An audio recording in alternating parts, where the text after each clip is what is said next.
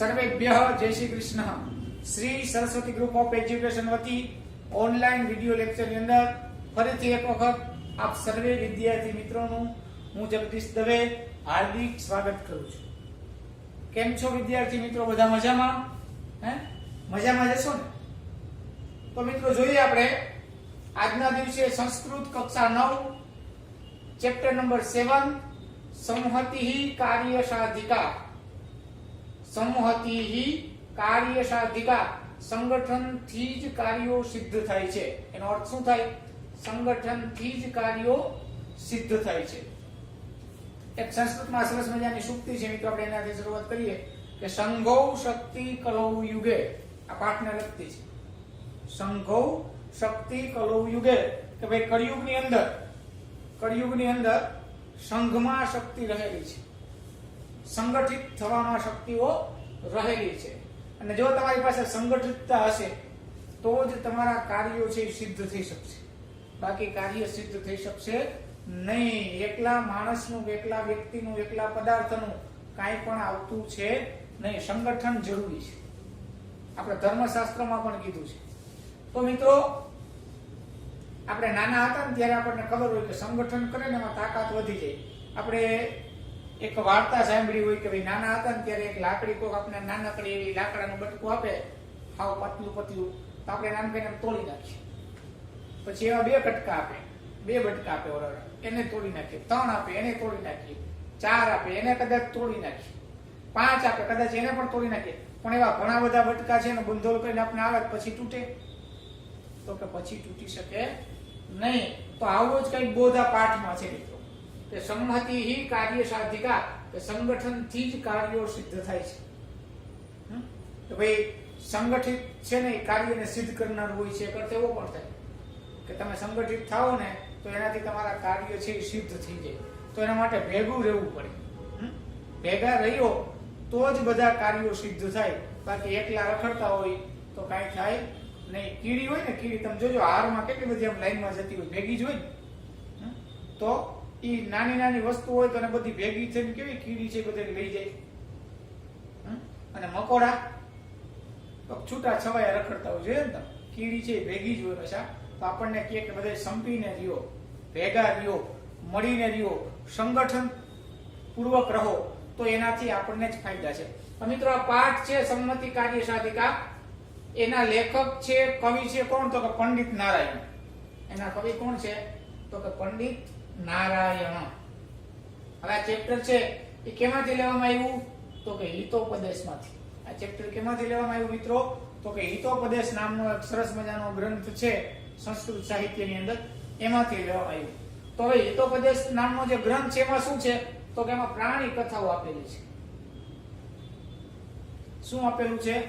હિતોપદેશ નામના ગ્રંથમાં પ્રાણી કથાઓ આપી, તો પ્રાણીઓની કથાઓ, વાર્તાઓ છે। તો એમાં હું આમ તો તમે હમણાં એવું કહેતા હતા સરસ મજાનો સંસ્કૃત સાહિત્યનો સરસ મજાનો ગ્રંથ છે જેનું નામ છે હિતોપદેશ, અને સારા ગ્રંથોમાં હિતોપદેશની ગણતરી થાય। તો તમે તો એવું કહો કે એમાં તો શું છે? તો પ્રાણીઓની કથાઓ છે, પક્ષીઓની કથાઓ છે, તો એને થોડો સારો ગ્રંથ કહેવાય।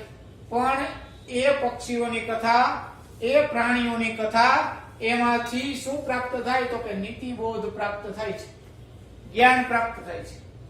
કઈ રીતે કોની સાથે કેવું વર્તન કરવું, કેની સાથે રહેવું, શું કરીએ તો શું થાય, શું ન કરીએ તો શું ન થાય, આ બધી વસ્તુઓ આ હિતોપદેશ નામની જે પ્રાણી કથાઓ છે એમાં પંડિત નારાયણ નામના લેખકે નીતિબોધ આપતી બધી પ્રાણી કથાઓ છે। એટલે કે ટોટલી જે કથાઓ છે ને એ બધી કથાઓમાંથી આપણને કાંઈક ને કાંઈક ઉદ્દેશ્ય મળે છે, બોધ મળે છે, બોધ મળે જ છે। બોધ વગરની એકઈ કથાઓ છે નહીં। એટલા માટે સંસ્કૃત સાહિત્યનો સારામાં સારો ગ્રંથ એ હિતોપદેશ છે। તો મિત્રો આપણે આ પાઠની શરૂઆત કરતા પહેલા પ્રસ્તાવના જોઈ લઈએ। પ્રસ્તાવના ખૂબ જ મહત્વની હોય છે, તો એના માટે થઈ અને જોઈએ આપણે। હિતોપદેશ સંસ્કૃતનો પ્રસિદ્ધ કથા ગ્રંથ છે। કેવો ગ્રંથ કીધો? પ્રસિદ્ધ, કે સારો એવો જાણીતો, બધે ભણવામાં આવે છે અને એને ઘણી બધી પ્રચલિત થયેલો છે। તેના કરતા પંડિત નારાયણ છે। એના લેખક કોણ છે? તો કે પંડિત નારાયણ, કરતા એટલે કે લેખક। ઈસવીસનના 9મા શતકમાં આની રચના થઈ છે એમ મનાય છે કે ભાઈ 9મી સદીમાં આ હિતોપદેશ નામના ગ્રંથની રચના થઈ હોય એવું ગણાય છે કે આજથી 1100 વર્ષ પહેલા, આજથી 1100 વર્ષ પહેલા આમાં નીતિબોધ આપનારી વિવિધ પ્રાણી કથાઓ છે. આમાંથી એક કથા અહીં પ્રસ્તુત છે. આમાં ઘણી બધી પ્રાણી કથાઓ છે. એમાંથી શું મળે તો કે નીતિબોધ, કોઈ નીતિ મળે, નીતિનું જ્ઞાન મળે, કોઈ બોધ મળે, કોઈ જ્ઞાન મળે, એની બધી કથાઓ છે. એમાંની એક કથા આ ચેપ્ટરમાં લેવામાં આવેલી છે. આગળ જોઈએ. આ કથામાં સંગઠનનો મહિમા વર્ણવ્યો છે, પણ તેની પૃષ્ઠભૂમિ જુદી જ રીતે વિચારવામાં આવી છે. હવે આ ચેપ્ટરની અંદર એક સંગઠન કે ભાઈ ભેગા રહીએ તો શું થાય એનો મહિમા કીધો છે, પણ પૃષ્ઠીય ભૂમિકા ખૂબ જ જુદી રીતે વિચારવામાં આવી છે, અલગ રીતે વિચારવામાં આવી છે. બધી જગ્યાએ શંકા રાખવા જઈએ તો ખાવાનું કે પીવાનું પણ મળી શકે એમ નથી. આ કારણે કોઈ જાતની શંકા વગર સાહસ કરીને કાર્યમાં ઉતરી પડવું જોઈએ. જો બધી જગ્યાએ આપણે બધી જગ્યાએ શંકા જ કર્યા રાખીએ કે આવું ન હોય, વાં જાય તો આમ થાય, વાં જાય તો આમ થાય, તો આપણે જમવાય ન મળે, પાણી ન મળે. કોક પાણી આપે કે આ પાણીને શંકા કરી કે એમાં દવા હશે તો, એમાં એને કઈક કેમિકલ ભેળવેલું હશે તો, આપણને કઈક થઈ જશે તો, તરસ લઈ ગઈ હોય એ માણસ કોઈ દિવસ એવું જોવે નહીં, એના માટે એ કરવું જ પડે. જે બિચારો તરસ્યો હોય, ઉનાળાના તડકાના રણમાં રખડતો હોય ને તરસ લઈ ગઈ પછી કોક એમ કે થોડુંક પાણી જેટલું પીવું છે તો પરવારું પી લે, એ પૂછે નહીં. તો એવી જ રીતે એમાં ઉતરી પડવું જોઈએ. આમ કરવા જતા જ્યારે લોભ કે એવા બીજા કોઈ કારણથી માણસ મુશ્કેલીમાં મુકાય ત્યારે તે મુશ્કેલી પાર ઉતરવા માટે સંમતિ એટલે કે સંગઠન ઉપયોગી નીવડે છે. એ વાત આ કથા દ્વારા ઉદ્દેશવામાં આવી છે કે ભાઈ જે ભોજન કરવું છે, ભૂખ લાગી છે તો તમે જમો, એ વસ્તુ બરાબર છે, પણ આ કરવા માટે જો તમારામાં લોભ વૃત્તિ આવી જાય, અતિ લોભે પાપનું મૂળ છે. જો લોભ વૃત્તિ આવી જાય અને તમે એની અંદર ફસાઈ જાઓ, કદાચ એમની અંદર ફસાઈ જાઓ, કોઈ ઝાડ ફેંકેલી હોય લોભ રૂપી અને તમે એની અંદર ફસાઈ જાઓ તો પછી ત્યાં શું કામ લાગે તો કે ત્યાં સંગઠન કામ લાગે છે. એવું આ પાઠની અંદર વર્ણન કરવામાં આવ્યું છે. પ્રાણી જગત જો સંહતિ જાળવી શકતું હોય તો વિચારવાનું કે માનવ સમુદાયે પણ આ સંહતિ જાળવવા પ્રયત્નશીલ રહેવું જોઈએ. શું કીધું કે પ્રાણી જગત, આ કથામાંથી બોધ મળે છેલ્લો પેરેગ્રાફ, કે જો પ્રાણી જગત પણ સંહતિ જાળવી રાખતું હોય, સંમતિ એટલે કે સંગઠન જાળવી રાખતું હોય તો માનવે વિચાર કર્યા જેવું છે. જો પ્રાણીઓમાં અને પક્ષીઓમાં સંગઠન હોય તો માણસમાં તો હંમેશા સંગઠન હોવું જ જોઈએ. પણ દુઃખની વાત છે મિત્રો કે અત્યારે આપણે સંગઠન નથી. બે ભાઈઓ હોય, લગ્ન થઈ જાય ને પછી માતા પિતાને ભાગલા પાડે છે. દુઃખની વાત છે. હિન્દુ ધર્મ સિવાય તમે મિત્ર જોજો બીજા એકેય ધર્મોની અંદર વૃદ્ધાશ્રમો નથી. આ ખૂબ જ દુઃખી થવાની વાત છે. કોઈ સારી વાત નથી કે ભાઈ બે ભાઈઓ વચારે કે ત્રણ ભાઈઓ વચારે મા બાપ ન સચવાય એને, અને કદાચ સચાવે ન હોય તો શું કરે ખબર, અલગ કરી દે. તમને જોતું હોય તો આપી દેવું, એને અલગ કરો. અલગ કરવામાં એને તમે સાથે રાખો. એને તમારી જરૂર છે. તમારે જયારે મા બાપની જરૂર હતી ત્યારે તમને ખંભે બેસાડી બધી રીતે લઈ જતા હતા, બધી રીતે તમને ચાલતા શીખવાડ્યા, દોડતા શીખવાડ્યા, ભણાવ્યા, ગણાવ્યા, હોશિયાર કર્યા, પરણાવ્યા, લગ્ન કરાવ્યા, અને તમે એને ભૂલી જાઓ. તમારે જયારે જરૂર હતી ત્યારે ઉભા રહ્યા હતા, હવે એને વૃદ્ધાપામાં જરૂર છે, તમે ઉભા રહ્યો, ભેગા થવાનું કહે છે. આ સૂચન પણ અહીં છે. પ્રસ્તુત વાર્તાનો નીતિશાસ્ત્રની દ્રષ્ટિએ અભ્યાસ કરવાની સાથે સાથે અહીં વપરાયેલા ભૂતકાળના ક્રિયાપદોના રૂપોનો પણ તમારે અભ્યાસ કરવો જોઈએ. કે ભાઈ આની અંદર નીતિશાસ્ત્ર તો છે જ, જ્ઞાન તો છે, બોધ તો મળે જ છે કે ભાઈ સંગઠન રહેવું જોઈએ, આપણે બધાએ સાથે મળીને રહેવું જોઈએ. પણ એની સાથે સાથે શું છે તો કે ભાઈ ભૂતકાળના જે ક્રિયાપદોના રૂપો છે ને એનો પણ અભ્યાસ કરવાનો છે. કે આમાં ભૂતકાળના રૂપો ઘણા બધા ક્રિયાપદો વપરાના છે, એનો પણ આપણે ઉપયોગ કરીશું. તો મિત્રો આપણે શરૂઆત કરીએ, જોઈએ પાઠમાં શું છે. આપણને ખબર તો પડી ગઈ કે પ્રાણી કથા છે, પશુ કથા છે કે પક્ષી કથા છે, પરંતુ એ કથા શું કહેવા માંગે છે, એમાંથી શું બોધ આપણને પ્રાપ્ત થશે એ આપણને આમાં કઈ પ્રસ્તાવમાં જણાવ્યું નથી. એટલું જણાવ્યું કે સંમતિ કાર્ય સાધિકા છે એ પંડિત નારાયણે લખ્યું છે, એ હિતોપદેશમાં લખ્યું છે, અને પ્રાણી કથા છે આમાંથી નીતિ કે બોધ પ્રાપ્ત થઈ છે. જોઈએ મિત્રો, શરૂઆત કરીએ. અસ્તિ ગોદાવરી તીરે વિશાલઃ શાલ્વી તરુઃ શું કીધું કે અસ્તિ એટલે કે છે. ગોદાવરી તીરે કે ગોદાવરી નદીના કિનારે વિશાળ એટલે કે ખૂબ જ મોટું. સાલમલી એટલે કે શિમળાનું. તરુહુ એટલે કે વૃક્ષ. આ તરુહુ એટલે કે વૃક્ષ. અસ્તિ એટલે કે છે. ગોદાવરી નદીના કિનારે મોટું બધું શિમળાનું ઝાડવું છે. જો અહીંયા સાલમી તરુ એટલે કે શિમળાનું ઝાડ. મેં અહીંયા અઘરા શબ્દો લખ્યા છે. આ સિવાયના જો તમને કોઈ અઘરા શબ્દ લાગતા હોય તો આમાંથી બોલીશ કે તમારી યારે નોંધ કરતા જજો. વિવિધેભ્યઃ દેશેભ્યઃ સમાગતાઃ બહવઃ વિહગાઃ તત્ર રાત્રૌ નિવસન્તિ. વિવિધેભ્યઃ એટલે કે અલગ અલગ. દેશેભ્યઃ એટલે કે દેશોમાંથી, અલગ અલગ દેશોમાંથી ચતુર્થી વિભક્તિ છે. અલગ અલગ દેશોમાંથી. સમાગતાઃ આવેલા. બહવઃ એટલે કે ઘણા બધા. વિહગાઃ એટલે કે પક્ષીઓ. તત્ર રાત્રૌ એટલે કે ત્યાં. ક્યાં? તો કે શિમળાના ઝાડ પર. રાત્રૌ એટલે કે રાત્રે. નિવસંતિ એટલે કે રહેતા હતા. જો આ વસંતી બરાબર છે, રહેવું બરાબર. વસંતી એટલે કે રહેવું, પણ નિવસંતી આ ભૂતકાળનું રૂપ છે. તો કે ત્યાં એ શિમળા ગોદાવરી નદીના કિનારે મોટું બધું શિમળાનું ઝાડવું હતું અને શિમળાના ઝાડ ઉપર અલગ અલગ દેશોમાંથી આવેલા ઘણા બધા પક્ષીઓ રાત્રે નિવાસ કરતા હતા. તે શું? તેવામાં, તેમાં એ ઘણા બધા પક્ષીઓ તો એવામાં લઘુપત નામક નામા એટલે કે લઘુપત્નક નામનો લઘુપત્નક નામનો વાયસઃ અપી એટલે કે વાયસ એટલે કે કાગડો. વાયસ નો અર્થ થાય કાગડો. એમ લખ્યું છે કે એ ઘણા બધા પક્ષીઓ રહેતા હતા. એમાં લઘુપત્નક નામનો કાગડો પણ એકતમઃ અસ્તિ એટલે કે એક હતો. ઘણા બધા જે રહેતા હતા એમાં લઘુપત્નક નામા એટલે કે લઘુપત્નક નામનો વાયસ એટલે કે કાગડો પણ અપી એટલે કે પણ એકતમ અસ્તિ ઘણા બધા પક્ષીઓ હતા. એમાં એક લઘુપત્નક નામનો કાગડો પણ ત્યાં હતો.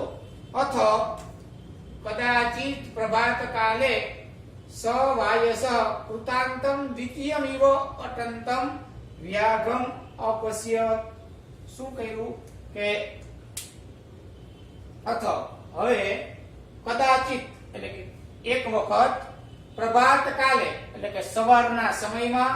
સ વાયસ એટલે કે તે વાયસ એટલે કે કાગડાએ દ્વિતીયમિવ કૃતાંતમ કે યમરાજ જેવા જ બીજા.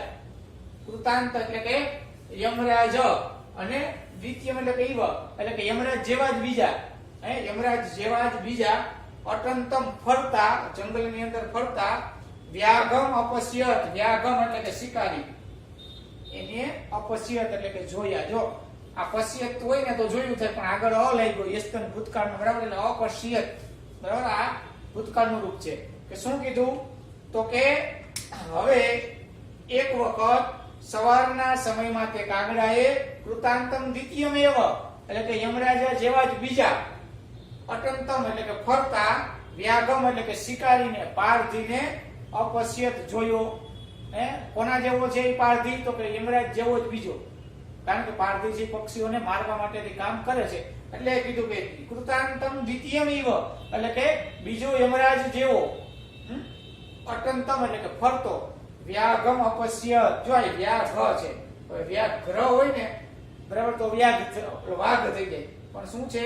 વ્યાઘ એટલે કે શિકારી, પારધી. અપશ્યત જોયો.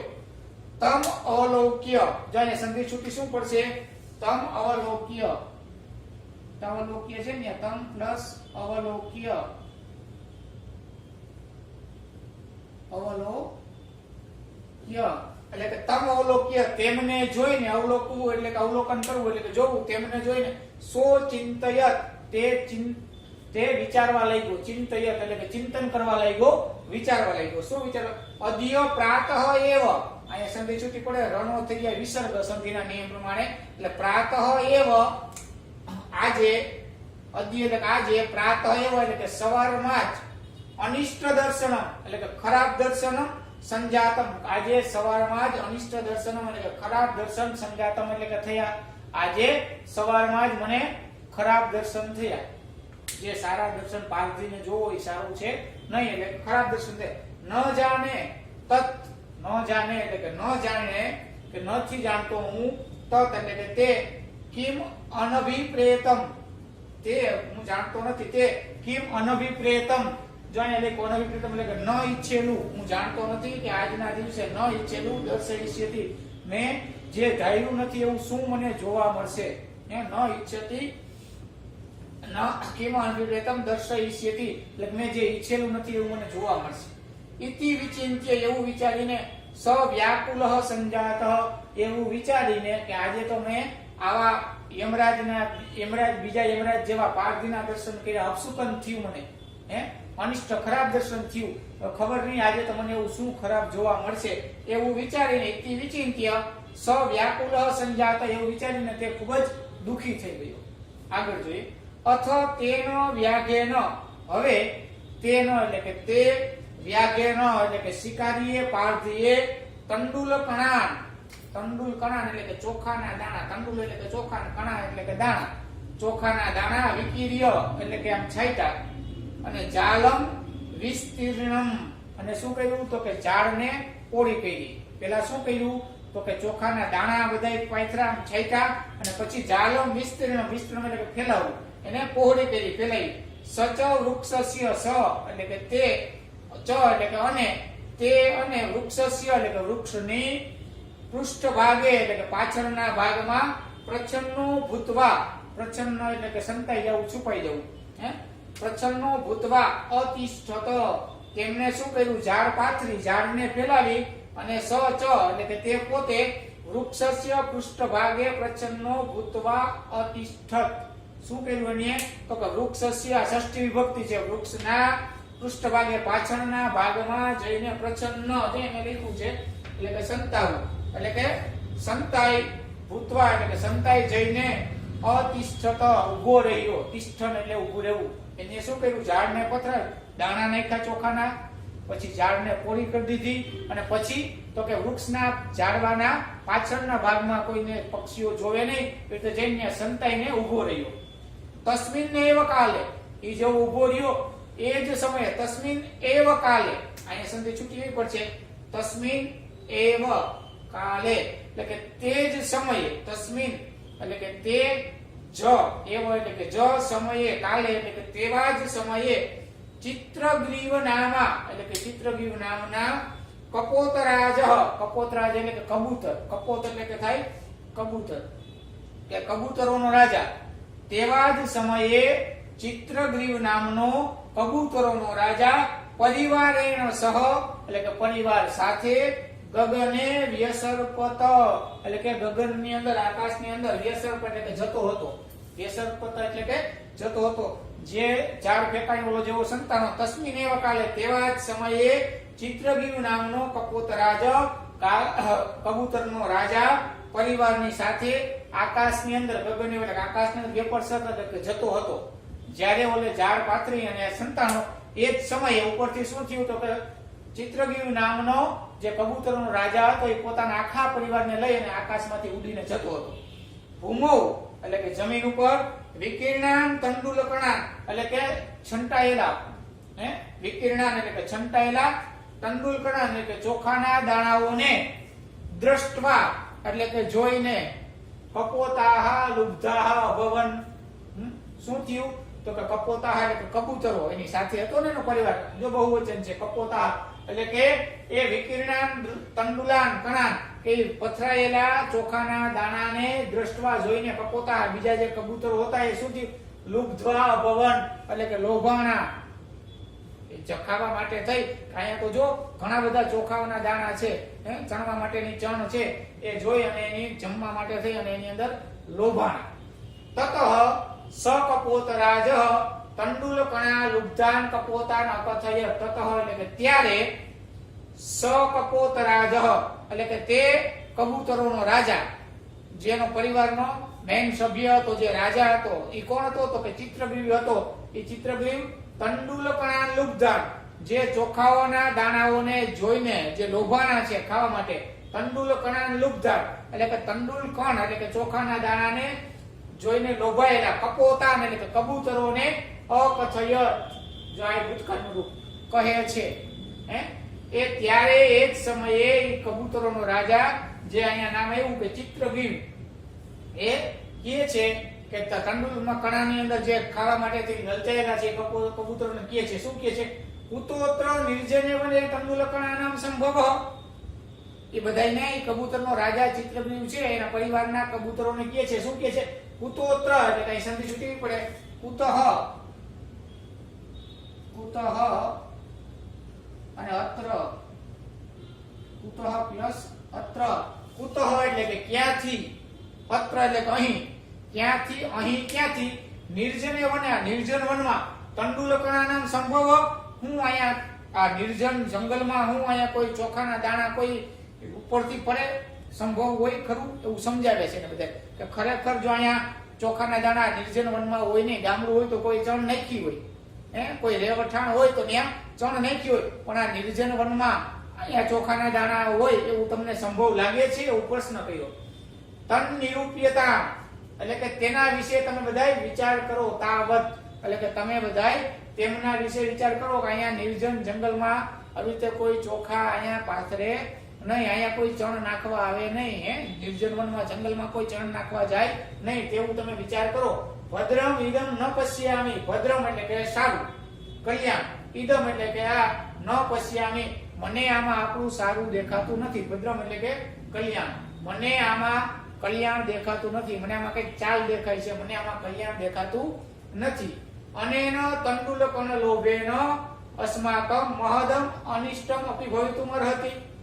અનેન એટલે કે આનાથી ઈ તંડુલ કણ લોભેન કે આ તંડુલ જે ચોખાના દાણા છે એના લોભથી અસ્માકમ એટલે કે આપણા બધાનું મહદમ અનિષ્ટમ, મહદ એટલે કે ખૂબ જ મોટું, અનિષ્ટમ એટલે કે ખરાબ, અપી પણ ભવિતુમ અર્હતિ થઈ શકે છે કે આ ચોખાના દાણામાંથી આપણે લોભાઈને જો ત્યાં જાશું ને તો આપણા બધાનું ખૂબ જ મોટું અનિષ્ટ થશે. ખૂબ જ મોટું અનિષ્ટ એટલે કે દુઃખ એટલે કે કઈ પણ પરિસ્થિતિ, ખરાબ પરિસ્થિતિ થશે એવું મને દેખાય છે.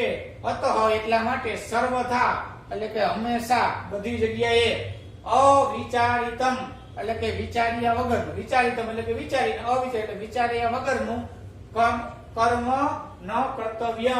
એટલા માટે હંમેશા સર્વથા એટલે કે હંમેશા બધી જગ્યાએ વિચાર્યા વગરનું કર્મ કરવું જોઈએ નહીં. એ કાગડો જે ચિત્રગ્રીવ નામનો જે કબૂતરનો રાજા છે એ એને કહે છે કે ભાઈ ખરેખર એ અહીંયા જંગલની અંદર આવા હોય નહીં અને એમાં આપણે લોભાવવું જોઈએ નહીં. હવે શું થાય છે તો કે હવે જે થાય છે એ આવશે, કબૂતરો એનું માને છે કે નથી માનતા, ઉતરે છે કે શું થાય એ આપણે જોશું નેક્સ્ટ પાર્ટમાં. ફરીથી એક વખત આનું ભાષાંતર તમને કહી દઉં છું, સમજાય જાય એટલા માટે કે ભાઈ ગોદાવરી નદીના કિનારે ખૂબ જ મોટું સીમડાનું ઝાડ હતું અને એ ઝાડની અંદર અલગ અલગ દેશોમાંથી ઘણા બધા પક્ષીઓ ત્યાં રાત્રિના આવતા હતા અને ત્યાં રાત્રિના નિવાસ કરતા હતા. એમાંથી એક લઘુપત નામક કાગડો પણ એમાં ત્યાં રહેતો હતો.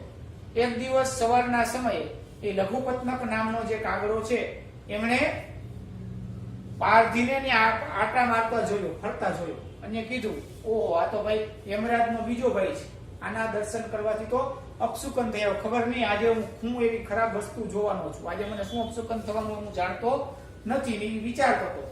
તો એ પારધીએ શું કહ્યું તો કે ત્યાં ચોખાના દાણા છાંટ્યા, જંગલમાં જમીન ઉપર ચોખાના દાણા છાંટ્યા, પછી ઝાડને ફેલાવી પક્ષીઓને પકડવાની અને પછી એક ઝાડવા પાછળ જઈ અને સંતાઈ ગયો.